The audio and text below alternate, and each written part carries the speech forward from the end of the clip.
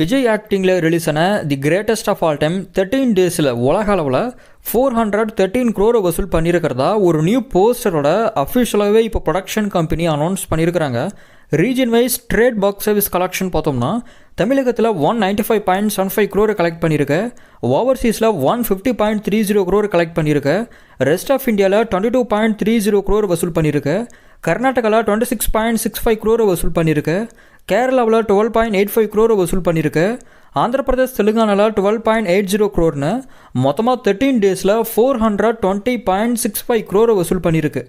எப்போவுமே ப்ரொடக்ஷன் சைடிலிருந்து அனௌன்ஸ் பண்ணுற box office report numbers trade box office report நம்பரை விட ரொம்பவே அதிகமாக தாங்க இருக்கும். ஆனால் தி கிரேட்டஸ்ட் ஆஃப் ஆல் டைமோட பாக்ஸ் ஆஃபீஸ் ரிப்போர்ட் நம்பர்ஸை பொறுத்தளவுக்கு அப்படி ஆப்போசிட்டாக தாங்க இருக்குது.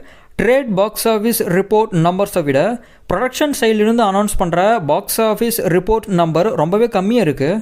ஸோ ப்ரொடக்ஷனுடைய ரிப்போர்ட் படி பார்த்தா டே ஒனில் 126.32 crore உலக அளவில் தி கோல்ட் வசூல் பண்ணியிருக்கு, 4 டேஸில் 288 crore உலக அளவில் தி கோல்ட் வசூல் பண்ணியிருக்கு, 13 டேஸில் 413 crore உலக அளவில் தி கோல்ட் வசூல் பண்ணியிருக்கு. இதே போல் லியோ படத்துக்கும் ப்ரொடக்ஷன் சைட்லேருந்து பாக்ஸ் ஆஃபீஸ் ரிப்போர்ட் நம்பர்ஸை அனௌன்ஸ் பண்ணியிருந்தாங்க. அதன்படி லியோ 12 டேஸில் 540 crore வசூல் பண்ணியிருக்கு. தி கிரேட்டஸ்ட் ஆஃப் ஆல் டைமுக்கு நடந்ததே தான் லியோவுக்குமே நடந்தது. அதாவது 12 டேஸில் தான் 540 crore லியோ வசூல் பண்ணிச்சு ப்ரொடக்ஷன் ரிப்போர்ட் படி.